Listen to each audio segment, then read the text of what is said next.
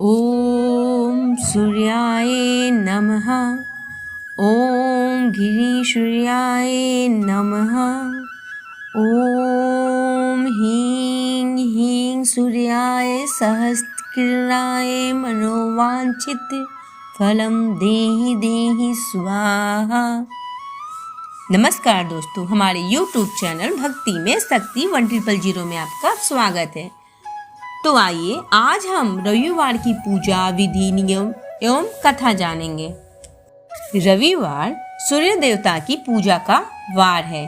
जीवन में सुख, समृद्धि, धन्य संपत्ति और शत्रुओं से सुरक्षा के लिए रविवार का व्रत सर्वश्रेष्ठ है। रविवार का व्रत करने और कथा सुनने से मनुष्य की सभी मनोकामना पूरी होती है। मान सम्मान, धन, यश तथा उत्तम स्वास्थ्य मिलता है। सूर्य का व्रत 1 वर्ष या 30 रविवार तक अथवा 12 रविवार तक करना चाहिए। रविवार को सूर्योदय से पूर्व बिस्तर से उठकर शौच व स्नानादि से निवृत्त होकर स्वच्छ लाल रंग के वस्त्र पहने। तत्पश्चात घर के ही किसी पवित्र स्थान पर भगवान सूर्य की स्वर्ण निर्मित मूर्ति या चित्र स्थापित करें। इसके बाद विधि विधान से गंध पुष्पादि से भगवान सूर्य का पूजन करें। पूजन के बाद व्रत कथा सुने। व्रत कथा सुनने के बाद आरती करें। तत्पश्चात सूर्य भगवान का स्मरण करते हुए ओम हां ह्रीं हों सः सूर्याय नमः इस मंत्र का 12 या 5 अथवा 3 माला जप करें। जप के बाद शुद्ध जल, चंदन, अक्षत, लाल पुष्प और दुर्वा से सूर्य को अर्घ्य दें। सात्विक भोजन व फलाहार करें। भोजन में गेहूं की रोटी, दलिया, दूध, दही, घी और चीनी खाएं। रविवार के दिन नमक नहीं खाएं। तो आइए आज हम रविवार की पौराणिक कथा सुने। प्राचीन काल में एक बुढ़िया रहती थी। वह नियमित रूप से रविवार का व्रत करती थी। रविवार के दिन सूर्योदय से पहले उठकर स्नानादि से निर्वृत्त होकर आंगन को गोबर से लीपकर स्वच्छ करती थी। उसके बाद सूर्य भगवान की पूजा करते हुए रविवार व्रत कथा सुनकर सूर्य भगवान का भोग लगाकर दिन में एक समय भोजन करती। सूर्य भगवान की अनुकंपा से बुढ़िया को किसी प्रकार की चिंता एवं कष्ट नहीं था। धीरे धीरे उसका घर धन्य धान्य से भर रहा था। उस बुढ़िया को सुखी होते देख उसकी पड़ोसन उससे जलने लगी। बुढ़िया ने कोई गाय नहीं पाल रखी थी, अतः वह अपनी पड़ोसन के आंगन में बंधी गाय का गोबर लाती थी। पड़ोसन ने कुछ सोचकर अपनी गाय को घर के भीतर बांध दिया। रविवार को गोबर न मिलने से बुढ़िया अपना आंगन नहीं लीप सकी। आंगन न लीप पाने के कारण उस बुढ़िया ने सूर्य भगवान को भोग नहीं लगाया और उस दिन स्वयं भी भोजन नहीं किया। सूर्यास्त होने पर बुढ़िया भूखी प्यासी सो गई। प्रातः काल सूर्योदय से पूर्व उस बुढ़िया की आंख खुली तो वह अपने घर के आंगन में सुंदर गाय और बछड़े को देखकर हैरान हो गई। गाय को आंगन में बांधकर उसने जल्दी से उसे चारा लाकर खिलाया। पड़ोसन ने उस बुढ़िया के आंगन में बंधी सुंदर गाय और बछड़े को देखा तो वह उससे और अधिक जलने लगी। तभी गाय ने सोने का गोबर किया। गोबर को देखते ही पड़ोसन की आंखें फटी की फटी रह गई। पड़ोसन ने उस बुढ़िया को आसपास न पाकर तुरंत उस गोबर को उठाया और अपने घर ले गई तथा अपनी गाय का गोबर वहां रख कर आई। सोने के गोबर से पड़ोसन कुछ ही दिनों में धनवान हो गई।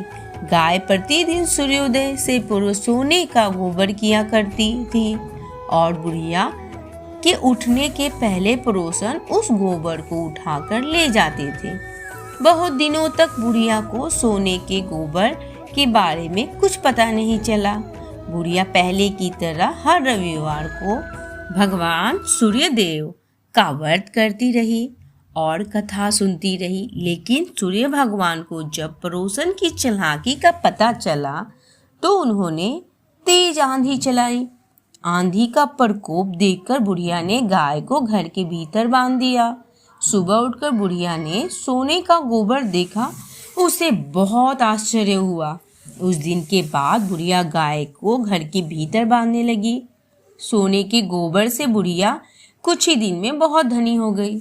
उस बुढ़िया के धनी होने से पड़ोसन बुरी तरह जल भून राख हो गई और उसने अपने पति को समझा बुझाकर उस नगर के राजा के पास भेज दिया। जब उसके पति राजा के पास गया तो बुढ़िया के घर जो गाय बनी है उसके बारे में सब बताया। राजा ने बुढ़िया के घर से सेनापति को भेज के गाय को बुलवा लिया। सुंदर गाय देखकर राजा बहुत खुश हुआ। सुबह जब राजा ने सोने के गोबर देखा तो उसे आश्चर्य का ठिकाना न रहा। उधर सूर्य भगवान को भूखी प्यासी बुढ़िया को इस तरह प्रार्थना करते देख उस पर बहुत करुणा आई। उसी रात सूर्य भगवान ने राजा को स्वप्न में कहा, राजन, बुढ़िया की गाय और बछड़ा तुरंत लौटा दो, नहीं तो तुम पर विपत्तियों का पहाड़ टूट पड़ेगा, तुम्हारा महल नष्ट हो जाएगा। सूर्य भगवान के स्वप्न से बुरी तरह भयभीत राजा ने प्रातः काल उठते ही गाय और बछड़ा बुढ़िया को लौटा दिया। राजा ने बहुत सा धन देकर बुढ़िया से अपनी गलती का क्षमा मांगा।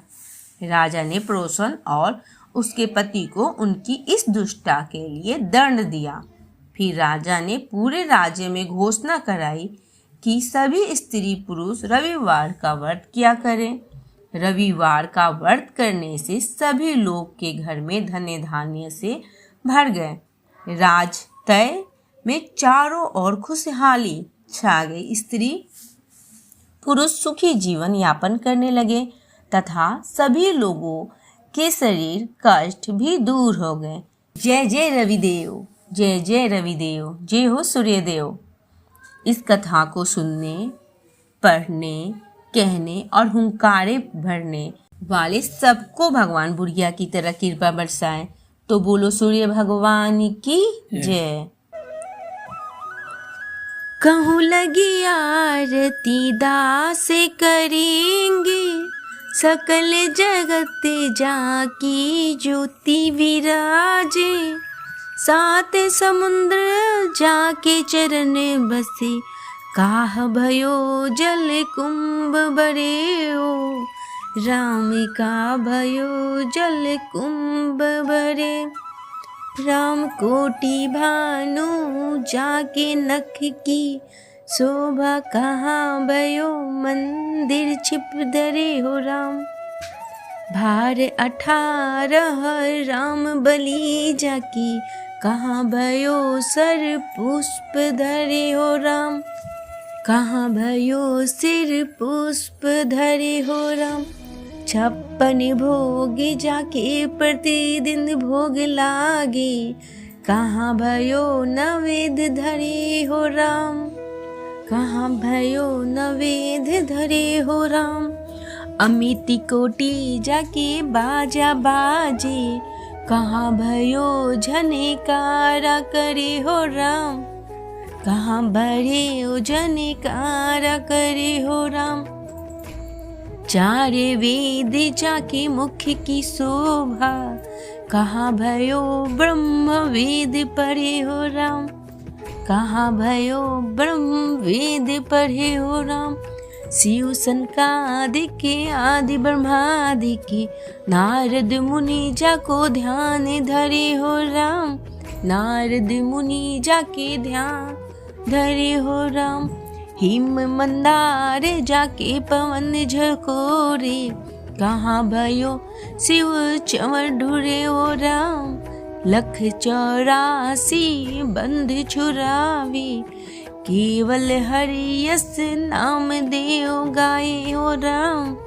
केवल हरि यस नाम दे गाय हो राम। बोलिए सूर्य भगवान की जय। इस व्रत के करने से मनुष्य को मोक्ष प्राप्त होता है। इस व्रत को करने से स्त्रियों का बांझपन दूर होता है। इससे सभी पापों का नाश होता है। इससे मनुष्य को धन्य धान्य समान तथा आरोग्य की प्राप्ति होती है। तो हमारे इस YouTube चैनल भक्ति में शक्ति 100 को लाइक करें, सब्सक्राइब करें, नीचे जो बेल आइकन है उसे जरूर दबाएं ताकि हमारा नोटिफिकेशन सबसे पहले आपके पास जाए।